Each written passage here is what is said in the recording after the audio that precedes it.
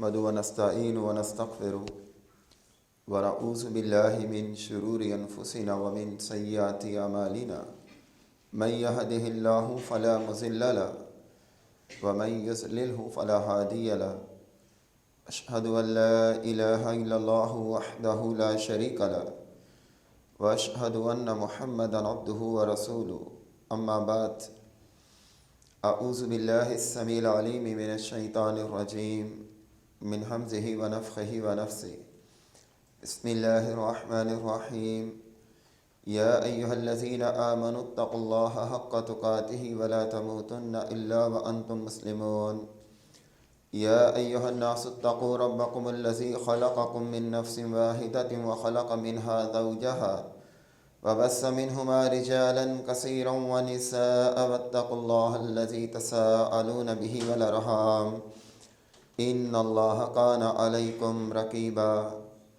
يا أيها الذين آمنوا اتقوا الله وقولوا قولا سديدا يصلح لكم أعمالكم ويغفر لكم ذنوبكم ومن يطع الله ورسوله فقد فاز فوزا عظيما أما بعد فإن خير الحديث كتاب الله وخير الهدي هدي محمد صلى الله عليه وسلم وشر الأمور محدثاتها وكل محدثة بدعة وكل بدعة ضلالة وكل ضلالة في النار اللهم صل على محمد وعلى آل محمد كما صليت على إبراهيم وعلى آل إبراهيم إنك حميد مجيد اللهم بارك على محمد وعلى آل محمد كما باركت على إبراهيم وعلى آل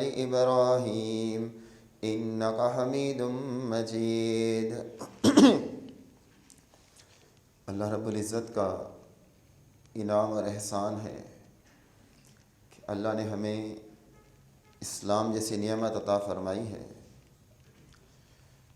دنیا کی ساری دولتیں مل کر اسلام کا مقابلہ نہیں کر سکتی، لیکن ہمیں حقیقی معنوں میں اس نعمت کی قدر نہیں ہے۔ اگر آپ اس کا اندازہ لگانا چاہیں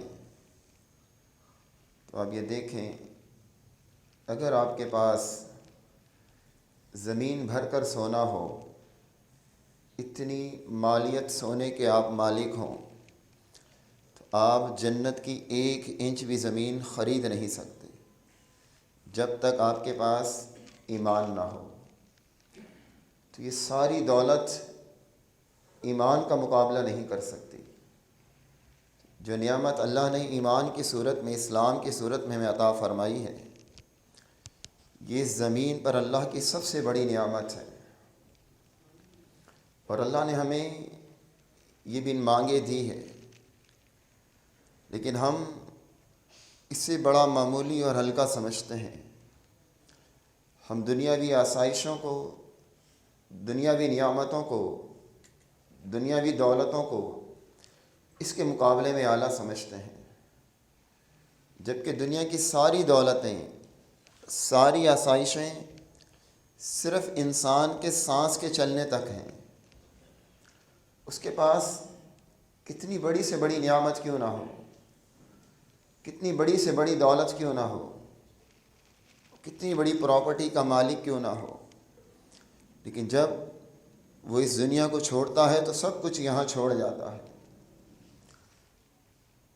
اس کے مقابلے میں اگر ایک شخص، اللہ نے اسے ایمان عطا فرمایا ہے لیکن بہت زیادہ مال و دولت نہیں دیا، بہت زیادہ پراپرٹی نہیں دی، بہت زیادہ آسائشیں نہیں دیں، جب وہ یہ دنیا چھوڑتا ہے تو اس ایمان کو ساتھ لے کر جاتا ہے۔ تو اس کا مقابلہ دنیا کی کوئی نعمت نہیں کر سکتی۔ جب انسان کے پاس کوئی چیز زیادہ بڑی تعداد میں موجود ہوتی ہے تو حاسدین اس سے حسد بھی اتنا کرتے ہیں۔ ہماری اس نعمت سے حسد کرنے والا سب سے بڑھ کر شیطان ہے۔ وہ چاہتا ہے کہ ہم سے یہ نعمت چھین جائے اور ہم اس نعمت سے محروم ہو جائیں۔ اس حوالے سے وہ بڑی محنت اور کوشش کرتا ہے اور اللہ تعالیٰ سے ایک وقت اور مہلت مانگ کر آیا ہے۔ جب اللہ نے اسے مردود قرار دیا اور کہا فخرج منہا فإنک رجیم، یہاں سے نکل جا تو مردود ہے، وَإِنَّ عَلَيْكَ لَعْنَتِي إِلَى يَوْمِ الدِّينِ، تجھ پر قیامت کے دن تک لعنت ہے۔ اس نے کہا ربی فَأَنذِرْنِي إِلَى يَوْمِ يُبْعَثُونَ، اللہ مجھے مہلت دے جس دن تو لوگوں کو اٹھائے گا۔ قال فإنك من المنظرین، اللہ نے فرمایا جا تجھے مہلت دی جاتی ہے۔ اب جب اسے مہلت ملی ہے، وہ یہ چاہتا ہے کہ ہم سے ہمارے ایمان کو چھین لے، ہمیں ایمان سے محروم کر دے۔ وہ محنت اور کوشش کر رہا ہے، لیکن ہم اتنی بڑی نعمت کو بچانے کے لیے کوئی کوشش نہیں کر رہے، کوئی محنت نہیں کر رہے۔ ہمیں اس نعمت کی حفاظت کے لیے محنت اور کوشش کرنی چاہیے۔ ہم اس نعمت کی حفاظت کیسے کر سکتے ہیں؟ اس نعمت کی حفاظت کا طریقہ کیا ہے؟ کیا اسے کسی بند کمرے میں محفوظ کر کر تالا لگا دیا جائے؟ اس طرح یہ نعمت محفوظ ہوگی؟ نہیں، ہرگز نہیں۔ یہ نعمت علم کے ساتھ محفوظ ہوتی ہے، وہ علم جو اللہ تعالیٰ نے آسمان سے نازل کیا ہے۔ اللہ رب العزت نے اس علم کے ساتھ اس نعمت کو محفوظ کیا ہے۔ اب دیکھیں، اگر ایک شخص کے پاس ایمان کے متعلق علم نہیں ہے، ایمان کے متعلق اس کی جانکاری نہیں ہے، وہ علم نہیں رکھتا، تو بڑے سے بڑے اعمال بھی اس کو فائدہ نہیں دیں گے، بڑی سے بڑی نیکیاں بھی اسے فائدہ نہیں دیں گی، کیونکہ اس کا ایمان ہی ناقص ہے۔ ہمیں ایمانیات کے متعلق ہی علم نہیں، ہمیں اپنے دین کے متعلق علم نہیں، بس ہم نے یہ سمجھا کہ ہم مسلمان گھرانے میں پیدا ہوئے اور جس طرح سے اپنے معاشرے میں لوگوں کو کرتے دیکھا، اپنے گھر میں آباء و اجداد کو کرتے دیکھا، بس اسی روش پر چل رہے ہیں، اور ہم اس حقیقت کو جاننے سے قاصر ہیں جو اللہ نے آسمان سے اتاری۔ اللہ رب العزت کا ارشاد ہے قُلْ هَلْ يَسْتَوِي الَّذِينَ يَعْلَمُونَ وَالَّذِينَ لَا يَعْلَمُونَ، کیا علم والے اور بغیر علم والے دونوں برابر ہو سکتے ہیں؟ دونوں قطعاً برابر نہیں ہو سکتے۔ ہمارے ہاں تو معیار ہی الگ ہے۔ ہم معیار دنیا کی دولت کو دیکھتے ہیں، دنیا کے اسٹیٹس کو دیکھتے ہیں، دنیا کی ڈگریوں کو دیکھتے ہیں۔ اللہ کے نزدیک معیار جو ہے وہ علم ہے، اور قرآن مجید میں جہاں پر بھی علم کی بات کی جائے گی، جہاں پر بھی علم کے فضائل بیان کیے جائیں گے، اس علم سے مراد اللہ کی وحی کا علم ہے، یہ دنیا کا علم نہیں ہے۔ دنیاوی علوم ثانوی حیثیت رکھتے ہیں، دنیاوی علوم حاصل کرنا منع نہیں ہے، گناہ نہیں ہے۔ وہ علم جو انسانوں کو فائدہ پہنچانے والا ہو، جس کی شریعت نے اجازت دی ہو۔ اگر علم نجوم کی طرف جائیں، جادو کے علم کی طرف جائیں تو یہ کفر ہے، اسے سیکھنا، سکھلانا، حاصل کرنا یہ کفر ہے۔ لیکن وہ علم جو انسانوں کے فوائد کے لیے ہے، انسانوں کے فائدے کے لیے ہے، اس علم کو حاصل کرنا وہ ممنوع نہیں ہے۔ لیکن وہ علم صرف دنیا کی حد تک ہے۔ اللہ کے نزدیک فضیلت کا سبب وہ علم ہے جو اللہ نے آسمان سے اتارا، اور یہی علم انبیاء کی وراثت ہے۔ انبیاء کی وراثت یہی علم ہے۔ اور وارث کون ہوتا ہے؟ جس کا تعلق سب سے زیادہ قریب ہوتا ہے، جس کا تعلق سب سے زیادہ ہوتا ہے۔ بیٹے کی موجودگی میں پوتا وارث نہیں ہوتا، باپ کی موجودگی میں دادا وارث نہیں ہوتا۔ وارث وہ ہوتا ہے جس کا تعلق سب سے زیادہ ہوتا ہے۔ تو انبیاء کے ورثہ کون ہیں؟ العلماء ورثۃ الانبیاء، علماء جو ہیں وہ انبیاء کے وارث ہیں، اور دنیا کی وراثت کا قانون یہ ہے کہ وہ ایک حد تک ہے، ایک لمٹ تک ہے، اس لمٹ سے زیادہ نہیں۔ مثلا ایک شخص 10 لاکھ روپے چھوڑ کر مرا ہے، اب یہ 10 لاکھ اس کی اولاد میں تقسیم ہو جائیں گے، اس سے زیادہ نہیں ملے گا۔ اگر کسی کو 2 لاکھ ملنے ہیں تو 2 لاکھ ہی ملیں گے، 2.5 لاکھ بھی نہیں ملیں گے، 2.25 لاکھ بھی نہیں ملیں گے۔ لیکن انبیاء کا جو وراثت کا علم ہے، انبیاء کی جو وراثت ہے یہ عام ہے، کوئی بھی شخص حاصل کر سکتا ہے، اور جو جتنی محنت کرے گا اتنا زیادہ اس ورثے کا مالک بن جائے گا۔ دنیا کی وراثت کا یہ معاملہ نہیں ہے کہ اگر ایک بیٹا بہت محنت کر رہا ہے، ایک اولاد بہت محنت کر رہی ہے، اسے وراثت میں زیادہ مال نہیں ملے گا، لیکن انبیاء کے ورثہ کے اندر، انبیاء کی وراثت میں وہ شخص زیادہ وراثت کا حقدار بن جائے گا جو زیادہ محنت کرے گا۔ سیدنا ابو ہریرہ رضی اللہ تعالیٰ عنہ ایک دن بازار میں گئے، اور بازار میں گئے، طبرانی کی روایت ہے، اور وہاں تاجر کاروبار میں مشغول تھے۔ سیدنا ابو ہریرہ رضی اللہ تعالیٰ عنہ سے فرمایا کہ تم یہاں کاروبار میں لگے ہوئے ہو اور مسجد میں نبی علیہ الصلوۃ والسلام کا ورثہ تقسیم ہو رہا ہے۔ لوگ اٹھے اور مسجد کی طرف چلے گئے، وہاں جا کر دیکھا تو کوئی ورثہ تقسیم نہیں ہو رہا تھا۔ ان کے جو ذہن میں تھا کہ درہم اور دینار تقسیم ہو رہے ہوں گے، ایسا کوئی ورثہ تقسیم نہیں ہو رہا تھا۔ کچھ لوگ تلاوت کر رہے تھے، کچھ نماز پڑھ رہے تھے، اور کچھ لوگ حلال اور حرام کے اوپر ڈسکس کر رہے تھے، بات چیت کر رہے تھے، مسائل پر بات کر رہے تھے۔ یہ تاجر حضرات واپس آ گئے۔ ابو ہریرہ رضی اللہ عنہ نے فرمایا کہ وہاں تو کوئی ورثہ تقسیم نہیں ہو رہا۔ کہا کہ تم نے مسجد میں کیا دیکھا؟ کہا کہ میں نے مسجد میں دیکھا، ہم نے مسجد میں دیکھا کچھ لوگ نماز پڑھ رہے تھے، کچھ تلاوت قرآن کر رہے تھے، اور کچھ حلال اور حرام کے مسائل پر گفتگو کر رہے تھے۔ کہا کہ یہی نبی علیہ الصلوۃ والسلام کا ورثہ ہے جو تقسیم ہو رہا تھا۔ یہ نبی علیہ الصلوۃ والسلام کی وراثت ہے، اور یہ علم جسے اللہ دے دیتا ہے، جسے اللہ عطا فرماتا ہے، وہ شخص حقیقی مبارکباد کا مستحق ہوتا ہے۔ ضروری نہیں ہوتا کہ ہم بہت سارے مسائل کو حاصل کر لیں۔ اگر ایک شخص نبی علیہ الصلوۃ والسلام کی ایک بات کو بھی حاصل کر لیتا ہے، ایک علم کو بھی حاصل کر لیتا ہے، ایک مسئلے کے علم کو بھی حاصل کر لیتا ہے، تو مبارکباد کا مستحق ہوتا ہے۔ سیدنا ابی بن کعب رضی اللہ تعالیٰ عنہ نبی علیہ الصلوۃ والسلام کے ساتھ تھے۔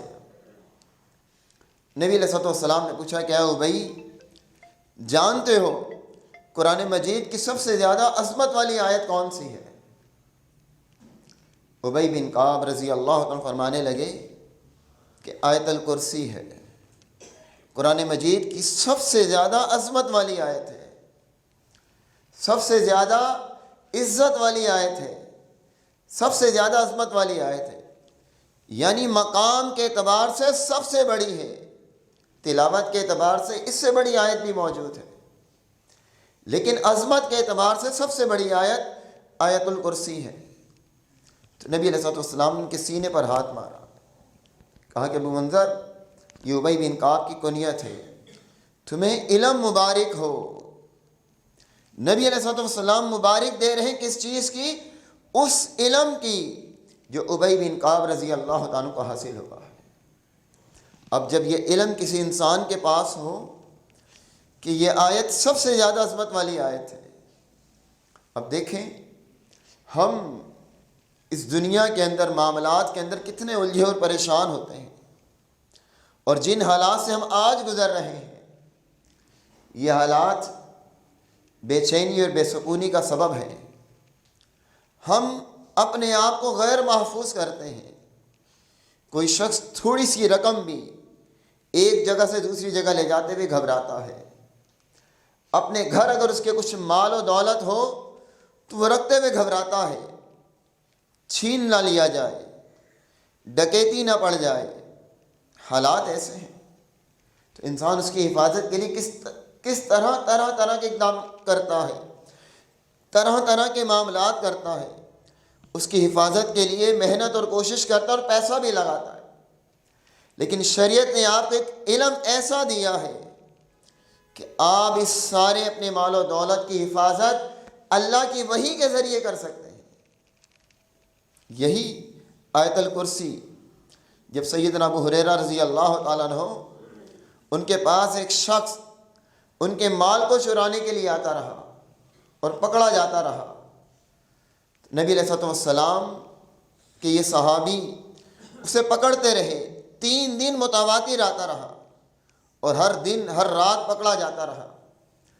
پھر ایک رات کہہ کر گیا کہ آج مجھے چھوڑ دو، اب میں تمہارے پاس نہیں آؤں گا، تم رات آیت الکرسی پڑھ لینا، صبح تک ایک فرشتہ اللہ کی طرف سے مقرر رہے گا، تمہارے مال کی حفاظت کرے گا، تمہارے مال کے اندر چوری نہیں ہوگی، تمہارا مال چور لے جا نہیں سکے گا۔ یہ شخص کہہ کر چلا گیا۔ سیدنا ابو ہریرہ رضی اللہ تعالیٰ عنہ صحابہ کا منہج بھی دیکھیں، صحابہ کا عقیدہ بھی دیکھیں، ان کا فہم بھی دیکھیں کہ دین صرف وہ ہے جو نبی علیہ الصلوۃ والسلام نے بتلایا۔ اس بات کو مان نہیں لیا، عمل شروع نہیں کر دیا۔ نبی علیہ الصلوۃ والسلام کے پاس آئے، آپ کو پوری بات بتلائی اور آپ سے کہا کہ وہ شخص آیت الکرسی بتلا کر گیا ہے۔ آپ نے فرمایا کہ وہ تھا تو جھوٹا، بات سچی بتلا کر گیا ہے۔ اے ابو ہریرہ جانتے ہو 3 دن تک تم کس سے بات چیت کرتے رہے؟ کہنے لگے نہیں۔ فرمایا وہ شیطان تھا۔ تو اب اگر جس شخص کو یہ علم ہو اور اس علم پر اس کا عمل ہو تو بتائیے اس کی حفاظت کیسے ہوگی؟ اللہ تعالیٰ نے اسے کیسے محفوظ کر دیا، کیسے اس کا ذہن مطمئن ہو گیا کہ اب اللہ کی طرف سے میری حفاظت کی جائے گی، میں محفوظ ہو گیا۔ تو علم کو حاصل کرنا یہ اس شخص کی طرح قطعاً نہیں ہو سکتا جس کے پاس علم نہیں ہے۔ نبی علیہ الصلوۃ والسلام فرماتے ہیں کہ جو شخص علم کے راستے پر چلتا ہے اللہ تعالیٰ اس کے لیے جنت کا راستہ آسان کر دیتا ہے، جنت کا راستہ سہل کر دیتا ہے۔ اور آپ نے فرمایا کہ عالم کی فضیلت عابد پر ایسی ہے، جامع ترمذی کی روایت ہے، جیسی 14ویں رات کے چاند کی فضیلت ستاروں پر ہوتی ہے۔ ستاروں کا جھرمٹ آسمان میں موجود ہو، ستارے ہی ستارے ہوں اور بیچ میں 14ویں رات کا چاند ہو، اس چاند کی کیا حیثیت ہوتی ہے، اس چاند کا کیا مقام ہوتا ہے آسمان پر، ان ستاروں کے درمیان۔ یہ فضیلت ہے اس عالم کی ان عابدوں پر جیسے چاند کی فضیلت ستاروں پر ہے۔ اب آپ سوچتے ہوں گے کہ عالم کو اتنی فضیلت کیوں دی جا رہی ہے، علم کو اتنی فضیلت کیوں دی جا رہی ہے؟ اصل میں یہ عالم جسے اللہ تعالیٰ اپنے دین کا علم دیتا ہے، یہ اللہ کے دین کی محافظت کرنے والا ہے، اللہ کے دین کی حفاظت کرنے والا ہے، اللہ کے دین کا محافظ ہے۔ اللہ نے جو وحی جو دین زمین پر اتارا ہے یہ اس دین کی حفاظت کرنے والا ہے۔ اور یوسف علیہ السلام کا واقعہ بڑا معروف واقعہ ہے، ہم نے اکثر سنا ہے، علماء سے پڑھا بھی ہے کتابوں کے اندر۔ اس واقعے کے اندر ایک بڑا پیارا سا نقطہ ہے، اس نقطے کو سمجھیے۔ یوسف علیہ السلام کو اللہ تعالیٰ نے بڑا حسن و جمال دیا تھا۔ صحیح مسلم کی روایت ہے کہ یوسف علیہ السلام کو نبی علیہ الصلوۃ والسلام فرماتے ہیں حسن کا ایک حصہ عطا ہوا تھا، ایک حصہ صرف یوسف علیہ السلام کو ملا تھا۔ بھائی یوسف علیہ السلام سے حسد کرتے تھے، انہوں نے کنویں میں ڈال دیا، کنویں سے نکلے اور بکتے بکاتے مصر تک پہنچ گئے۔ جو عزیز مصر تھا اس کی بیوی نے جب یوسف علیہ السلام کے حسن کو دیکھا حالانکہ شادی شدہ تھی، تو ان پر فوری فتح ہو گئی، دل دے بیٹھی اور بدکاری کا ارادہ کرنا چاہا۔ یوسف علیہ السلام کے ساتھ اس نے بدکاری کا ارادہ کرنا چاہا اور اسے موقع بھی مل گیا، لیکن اللہ نے یوسف علیہ السلام کو بچا لیا۔ اب وہ عورت، لوگ اسے طعنے دینے لگے کہ اپنے غلام پر فری فتح ہے۔ اس نے سب عورتوں کی دعوت کی اور انہیں چھری اور پھل دیے اور یوسف علیہ السلام کو سامنے بلایا۔ جب یوسف علیہ السلام سامنے آئے، وہ عورتیں پھل کاٹتی ہوئی وَقَطَّعْنَ أَيْدِيَهُنَّ، اپنے ہاتھوں کو، اپنی انگلیوں کو کاٹ لیا۔ اب وہ عورت کہنے لگی، عزیز مصر کی بیوی، جس چیز کی طرف میں اسے دعوت دیتی ہوں، اگر اس نے میری بات نہ مانی تو یہ جیل میں ڈال دیا جائے گا، اسے جیل بھیج دیا جائے گا، اسے قید کر دیا جائے گا۔ اور یہی ہوا۔ یوسف علیہ السلام نے اللہ سے فریاد کی کہ جس طرف یہ مجھے دعوت دیتی ہے اس سے بہتر جیل ہے، اس گناہ سے بہتر جیل ہے۔ یوسف علیہ السلام کو جیل میں ڈال دیا گیا۔ یوسف علیہ السلام جیل میں رہے۔ جیل میں دو شخصوں نے خواب دیکھا۔ یوسف علیہ السلام نے دونوں کی خواب کی تعبیر بتلائی۔ ایک کو تعبیر یہ بتلائی کہ یہ عنقریب رہا ہو جائے گا، اور دوسرے کو تعبیر یہ بتلائی کہ اسے پھانسی دے دی جائے گی۔ اور یوسف علیہ السلام کو خوابوں کی تعبیر کا علم اللہ نے سکھلایا تھا۔ اللہ نے یہ علم انہیں سکھلایا تھا۔ پھر کئی سال بیت گئے، کئی برس بیت گئے۔ بادشاہ نے بھی ایک خواب دیکھا۔ اب بادشاہ نے خواب دیکھا تو پریشان ہوا کہ اس خواب کی کیا تعبیر ہوگی۔ اب وہ شخص جو جیل سے رہا ہوا تھا، اسے یاد آیا کہ جیل میں ایک شخص نے مجھے خواب کی تعبیر بتلائی تھی، وہ ہو بہو پوری ہوئی تھی۔ اس نے کہا کہ میں بھی تعبیر پوچھ کر آتا ہوں۔ یہ جیل میں گیا اور یوسف علیہ السلام سے بادشاہ کے خواب کی تعبیر پوچھی اور باہر آ گیا۔ بادشاہ کو تعبیر بتلائی، تعبیر بادشاہ کے دل کو لگی۔ بادشاہ نے کہا کہ اسے بلا کر لاؤ، اس شخص کو بلا کر لے کر آؤ جس نے یہ تعبیر بتلائی ہے۔ یوسف علیہ السلام کو جب بلانے گئے تو انہوں نے پہلے اپنی برات کو ظاہر کیا، عورتوں نے گواہی دی کہ یوسف بے گناہ ہے، پھر باہر آئے۔ اب اس واقعے کے اندر سمجھ میں کیا بات آئی، سمجھانے والی بات کیا ہے، جو میں موضوع کے حوالے سے سمجھانا چاہتا ہوں۔ یوسف علیہ السلام کو جیل کس وجہ سے ملی تھی؟ کس وجہ سے ملی تھی؟ حسن کی وجہ سے۔ حسن ہی تھا نا کہ عزیز مصر کی بیوی ان کے اوپر فری فتح ہو گئی اور ان کے ساتھ بدکاری کرنا چاہتی تھی، ان کے حسن کی وجہ سے۔ حالانکہ اس وقت وہ ایک غلام تھے، بکتے بکاتے وہاں آئے تھے، تو ان کا حسن ان کے جیل جانے کا سبب بن گیا۔ جیل جانے کا سبب کیا بنا؟ ان کا حسن بنا۔ اور پھر جب بادشاہ نے خواب دیکھا، خواب کی تعبیر بتلائی، تو جیل سے باہر آنے کا سبب کیا بنا؟ ان کا علم بنا، جو علم اللہ نے انہیں عطا فرمایا تھا۔ قُلْ هَلْ يَسْتَوِي الَّذِينَ يَعْلَمُونَ وَالَّذِينَ لَا يَعْلَمُونَ، علم والے اور بغیر علم والے برابر نہیں ہوتے۔ جیل سے نجات کا سبب، مشکلات سے نجات کا سبب علم بنا۔ آج ہم اس علم سے دور ہیں جو اللہ کی وحی کا علم ہے۔ آج ہم اپنی اولاد کو ڈاکٹر تو بنا دیتے ہیں، انجینئر تو بنا دیتے ہیں، بی اے کروا دیتے ہیں، سی اے کروا دیتے ہیں، پی ایچ ڈی کروا دیتے ہیں، لیکن جب باپ کا انتقال ہوتا ہے تو بیٹے کو پتہ نہیں ہوتا کہ میں نے پڑھنا کیا ہے، میں نے باپ کے جنازے میں دعا کیا کرنی ہے۔ ہم آخر موقع پہ بھی اپنے والدین کو دھوکہ دے رہے ہوتے ہیں، اپنے رشتہ داروں کو دھوکہ دے رہے ہوتے ہیں۔ ہم یہ کہتے ہیں ہم جنازہ پڑھنے جا رہے ہیں، ہم جنازے میں شرکت کرنے جا رہے ہیں، ہمیں معلوم ہی نہیں کہ ہم نے پڑھنا کیا ہے، ہمیں جنازے کی دعا ہی نہیں یاد، کیونکہ ہم اس علم سے دور ہیں۔ ہمیں کسی کا انتقال ہو جائے، میت کو غسل دینا نہیں آتا۔ اگر ہم سے کہا جائے میت کو غسل دینا ہے، ہم پریشان ہو جاتے ہیں کہ میت کو ہاتھ کون لگائے گا، ہم ہاتھ لگاتے ہوئے ڈرتے ہیں۔ ہمیں غسل دینا میت کو نہیں آتا۔ میت کو تو چھوڑیے، خود غسل کے احکامات ہمیں معلوم نہیں ہوتے۔ سبب کیا ہے کہ ہم علم سے دور ہیں، ہم بھی دور ہیں، ہم نے اپنی اولادوں کو بھی دور رکھا ہے۔ جو غلطی ہم سے ہوئی ہے اپنی اولادوں کے حوالے سے تو یہ غلطی نہ کرے نا۔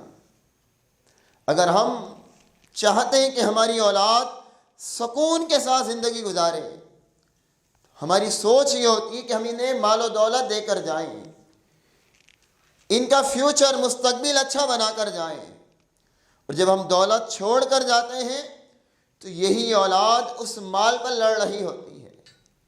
اس کے برعکس اگر آپ اولاد کو علم دین دے کر جائیں گے، علم دین سکھلا کر جائیں گے، تو نبی علیہ الصلوۃ والسلام کا فرمان کیا ہے؟ الولد صالح صدقۃ جاریہ، نیک اولاد صدقہ جاریہ بنتی ہے۔ آپ کا بچہ اگر کسی مدرسے میں پڑھ جاتا ہے، قرآن کو حفظ کر جاتا ہے اور اس پر عمل کرنے کے لیے ایک عالم کا کورس کر جاتا ہے، اب اس کے کردار کو بھی اٹھا کر دیکھیے۔ میں یہ نہیں کہتا کہ سب ایک جیسے ہوتے ہیں، اب بعض لوگ یہ کہیں گے فلاں ایسا ہے، فلاں ایسا ہے، تو ایسے لوگ گنتی کے ہوتے ہیں جو علم دین پڑھنے کے بعد اس پر عمل کرنے والے نہیں ہوتے، لیکن اکثریت اللہ سے ڈرنے والی ہوتی ہے، کیونکہ یہ علم اللہ کا خوف دلاتا ہے۔ انما یخشی اللہ من عبادہ العلماء، اللہ سے ڈرنے والے وہی لوگ ہوتے ہیں جو علم والے ہوتے ہیں۔ اگر آپ کا بچہ دین کا علم پڑھ گیا، وہ آپ کے ساتھ بات بھی تمیز کے ساتھ کرے گا، آپ کے ساتھ بات اخلاق کے ساتھ کرے گا۔ اسے یہ علم ہے کہ اللہ کا یہ حکم ہے فَلَا تَقُلْ لَهُمَا أُفٍّ وَلَا تَنْهَرْهُمَا وَقُلْ لَهُمَا قَوْلًا كَرِيمًا، کہ ماں باپ کے ساتھ سختی نہیں برتنی، نرمی برتنی ہے، انہیں اف نہیں کہنا، ان کے ساتھ قولاً کریما، نرم لہجے والی بات کرنی ہے۔ اس کے مقابلے میں اگر بچہ دنیا کا علم حاصل کر لیتا ہے، دنیا کی ڈگری لے لیتا ہے، اب معاملہ الٹا ہو جاتا ہے۔ اب ماں باپ نرمی سے بات کرتے ہیں کہیں بچہ ناراض نہ ہو جائے۔ ہمارا بچہ ڈاکٹر ہے، ہمارا بچہ انجینئر ہے، اب ماں باپ گھبراتے ہیں۔ بچہ توہین سمجھتا ہے کہ ماں باپ کا تعارف کرواؤں، یہ ماں باپ دیندار ہیں، ان کو اپنے دوستوں میں لے کر آؤں۔ فرق ہے، علم کا فرق ہے۔ جس علم کو ہم نے ترقی کا سبب سمجھا وہ ہماری ذلت کا سبب بن رہا ہے، اور جس علم کو ہم نے چھوڑ دیا ہے اصل میں وہی ہماری عزت کا سبب تھا۔ نبی علیہ الصلوۃ والسلام نے کیا فرمایا؟ فرمایا خیرکم من تعلم القرآن وعلمہ، تم میں سے بہترین وہ شخص ہے جو قرآن کو سیکھتا ہے اور سکھلاتا ہے۔ یہ علم اللہ نے جسے دیا ہے وہ سیکھنے والا یا سکھلانے والا، خیرکم، تم میں سب سے بہتر وہ ہے۔ ہم سمجھتے ہیں کہ بہتر وہ ہے جس کے پاس اچھی گاڑی ہے، جس کا اچھا گھر ہے، جس کے پاس اچھی جاب ہے، جس کے پاس فیکٹریاں مال و دولت ہیں، لیکن نبی علیہ الصلوۃ والسلام فرماتے ہیں کہ تم میں سے بہتر وہ ہے جو قرآن سیکھنے والا ہے یا سکھلانے والا ہے۔ اب یہ سارا علم قرآن مجید کے ساتھ تعلق رکھتا ہے۔ نبی علیہ الصلوۃ والسلام کی احادیث قرآن مجید کی تفسیر ہے، تو ان کو سیکھنے کے لیے ہمیں چاہیے کہ ہم اپنی اولاد کو، اپنے بچوں کو اس حوالے سے وقف کریں، اپنے بچوں کو مدارس کے ساتھ جوڑیں، مدارس کے ساتھ تعلق قائم ہو۔ اگر یہ دین سیکھا اور سکھلایا نہ جاتا، دین سکھلانے والے معاملات نہ ہوتے، تو آج کبھی سوچا ہم نے کہ ہم کہاں کھڑے ہوتے؟ ہمیں اللہ کی پہچان کیسے ہوتی؟ ہمیں دین کا تعارف کیسے ہوتا؟ ہم ایمانیات کو کیسے سمجھتے؟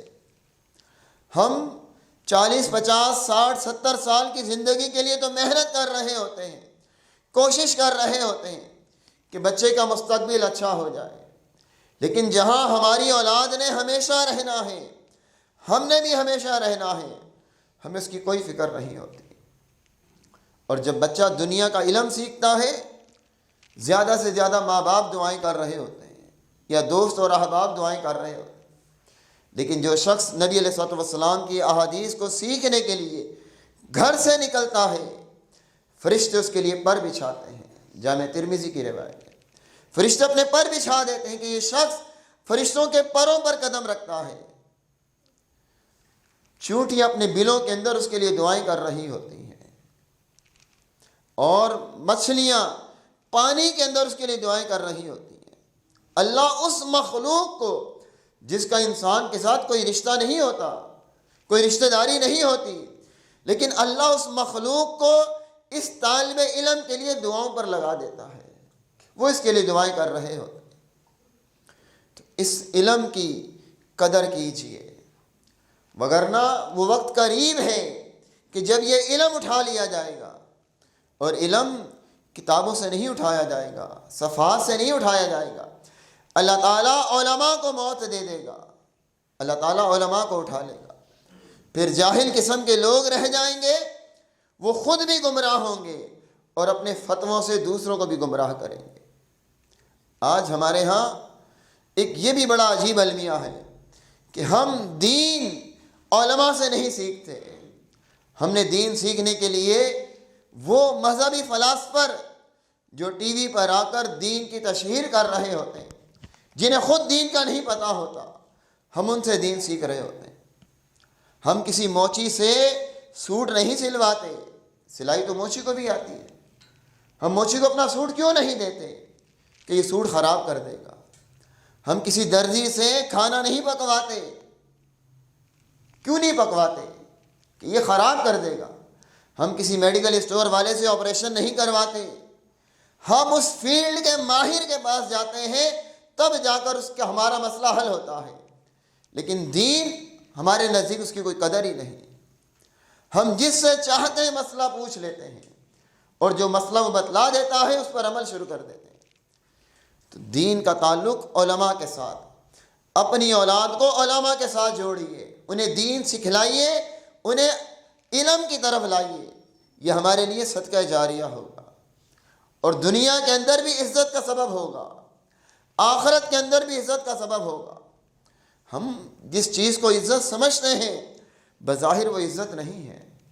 من کان یرید العزت فللہ العزت جمیعا، جو شخص عزت چاہتا ہے، عزت ساری کی ساری اللہ کے پاس ہے، اور اللہ جسے عزت دینا چاہتا ہے ذلت کے راستے بھی اسے عزت ملتی ہے، اور جسے اللہ رسوا کرنا چاہتا ہے، ذلیل کرنا چاہتا ہے، عزت کے راستے بھی اسے رسوائی ملتی ہے۔ اپنے آپ کو دین کے ساتھ جوڑیے، علم کے ساتھ جوڑیے۔ یہاں الحمدللہ آپ کے علم میں یہ بات ہے کہ مدارس اسلام کا قلعہ ہیں، اور آپ کی اس مسجد میں بھی ہمارے محترم دوست دانش بھائی نے ایک قدم اٹھایا ہے۔ اللہ تعالیٰ نیتوں میں اخلاص پیدا کرے، اور اللہ ان کے اس عمل کو قبول فرمائے، یہ اسلام کی حفاظت کا واقعی قلعہ ثابت ہو۔ تو اپنے بچوں کو یہاں داخل کروائیں، اس بیڑے کو انجام تک پہنچائیں، یقیناً یہ ہمارے لیے دنیا اور آخرت کے اندر کامیابی کا سبب ہے۔ اللہ تعالی ہم سب کو توفیق عطا فرمائے۔ اقول قولی ھذا واستغفر اللہ ولکم وآخر دعوانا ان الحمد للہ رب العالمین۔ ان الحمد للہ نحمده ونستعینه ونستغفره ونعوذ باللہ من شرور انفسنا ومن سیئات اعمالنا من يهده الله فلا مضل له ومن يضلله فلا هادي له اشهد ان لا الہ الا اللہ وحدہ لا شریک له واشهد ان محمدا عبدہ ورسولہ اما بعد۔ سیدنا عمر بن خطاب رضی اللہ تعالیٰ عنہ نے ایک شخص کو مکے کا گورنر بنایا۔ پھر ایک سفر میں تھے، اس گورنر سے وہاں ملاقات ہوئی۔ جب اس گورنر سے ملاقات ہوئی تو اس سے پوچھا کہ مکے میں اپنا نائب کس کو چھوڑ کر آئے ہو؟ اس نے کہا کہ ابن ابزی ایک آزاد کردہ غلام ہے، اسے گورنر بنا کر آیا ہوں۔ سیدنا عمر رضی اللہ تعالیٰ کہنے لگے تم نے ایک غلام کو گورنر بنا دیا؟ تو کہنے لگا کہ وہ شخص قرآن کا قاری ہے، وراثت کا علم رکھتا ہے، اللہ نے اسے علم دیا ہے، وراثت کے مسائل میں بڑی مہارت رکھتا ہے۔ تو اس موقع پر صحیح مسلم کی روایت ہے، سیدنا عمر بن خطاب رضی اللہ عنہ نے فرمایا تھا ان اللہ یرفع بہذا الکتاب اقواما ویضع بہ آخرین، اللہ اس کتاب کے ذریعے قوموں کو عزت دیتا ہے، اللہ اس کتاب کے ذریعے قوموں کو عزت دیتا ہے، اور اللہ اس کتاب کے ذریعے قوموں کو رسوا بھی کرتا ہے۔ جو لوگ اس کتاب کے ساتھ تعلق جوڑ لیتے ہیں اللہ انہیں عزت عطا فرماتا ہے، جو لوگ اس کتاب کے ساتھ تعلق توڑ دیتے ہیں اللہ انہیں رسوا کرتا ہے۔ اب ہم سوچیں کہ ہمارا تعلق کیا ہے، اس کتاب کے ساتھ ہمارا کیسا تعلق ہے؟ ہم نے بچے کو بس ناظرہ پڑھا دیا، اس کے بعد بچہ ساری زندگی نہ کھولے، قرآن مجید نہ کھولے میں کوئی پرواہ نہیں ہوتی۔ ہم نے قرآن کے ساتھ تعلق کیسا رکھا ہے؟ اور پھر ہم طلب کیا کرتے ہیں، چاہت کیا ہے کہ ہمیں عزت ملے۔ عزت چاہتے ہیں تو قرآن کے ساتھ جڑیے، اس علم کو حاصل کیجئے، مدارس کے ساتھ جڑیے، اللہ عزت اور رفعت عطا فرماتا۔ آپ نے دیکھا چھوٹے چھوٹے سے بچے ہوتے ہیں 8-8 10-10 سال کے، اور رمضان المبارک میں تراویح میں امامت کر رہے ہوتے ہیں، امام بنے ہوتے ہیں، ان کے پیچھے 40 سال کا افراد بھی ہوتا ہے، 50 سال کا فرد بھی ہوتا ہے، 70 سال کا بوڑھا بھی ہوتا ہے، مالدار بھی ہوتا ہے، ڈاکٹر بھی ہوتا ہے، انجینئر بھی ہوتا ہے، لیکن قیادت کون کر رہا ہوتا ہے؟ وہ معصوم بچہ جسے اللہ کی کتاب کا علم دیا گیا ہے، جسے اللہ نے اپنی کتاب کا علم دیا ہے۔ دنیا کے اندر بھی قائد وہی ہے جس کا تعلق اللہ کی کتاب کے ساتھ ہے، اور سب سے بڑھ کر یہ چیز دلوں کے اطمینان کا سبب ہے۔ یہ سارا پڑھنا اور پڑھانا اللہ کا ذکر ہے، اللہ کی یاد ہے، اور اللہ فرماتا ہے الا بذکر اللہ تطمئن القلوب، اللہ کے ذکر سے دلوں کو اطمینان ملتا ہے۔ جو لوگ اللہ کے دین کو پڑھنے والے ہیں، پڑھانے والے ہیں، اور خشوع اور خضوع اختیار کرنے والے ہیں، للہیت ان کے اندر موجود ہے، ان کے دلوں میں جو سکون ہے اس کا مقابلہ دنیا کی کوئی دولت نہیں کر پاتی۔ سیدنا عبداللہ بن عمر رضی اللہ عنہ فرمایا کرتے تھے ہمارے دلوں میں جو سکون اور اطمینان ہے، اگر دنیا کے بادشاہوں کو پتہ چل جائے وہ اپنا لاؤ اور لشکر لے کر ہم پر حملہ آور ہو جائیں ہمارا سکون چھیننے کے لیے، جو سکون اللہ نے ہمیں عطا فرمایا۔ آج ہمارے پاس ساری دولتیں ہیں، ساری نعمتیں ہیں، اگر نہیں تو سکون نہیں ہے، اطمینان نہیں ہے، کیونکہ ہم نے اللہ کے ذکر سے اعراض کر رکھا ہے، اللہ کے ذکر کو، اللہ کے دین کو چھوڑ رکھا ہے۔ تو آئیے پلٹیے، لوٹیے اللہ کی طرف، اللہ کے دین کی طرف۔ ان تنصروا اللہ ینصرکم، آپ اللہ کی مدد کریں اللہ کے دین کے محافظ بن کر، اللہ آپ کی مدد کرے گا جہاں آپ کو ضرورت ہوگی۔ اللہ تعالی ہم سب کو توفیق عطا فرمائے۔ ربنا آتنا فی الدنیا حسنۃ وفی الآخرۃ حسنۃ وقنا عذاب النار۔ رب ارحمہما کما ربیانی صغیرا۔ رب ہب لی من الصالحین۔ رب لا تذرنی فردا وانت خیر الوارثین۔ اللہم اعز الاسلام والمسلمین واذل الشرک والمشرکین۔ اللہم لا تسلط علینا من لا یرحمنا۔ ربنا لا تؤاخذنا ان نسینا او اخطأنا۔ ربنا ولا تحمل علینا اسرا کما حملته علی الذین من قبلنا۔ ربنا ولا تحملنا ما لا طاقة لنا به واعف عنا واغفر لنا وارحمنا انت مولانا فانصرنا على القوم الكافرين۔ سبحان ربك رب العزة عما يصفون وسلام على المرسلين والحمد لله رب العالمين۔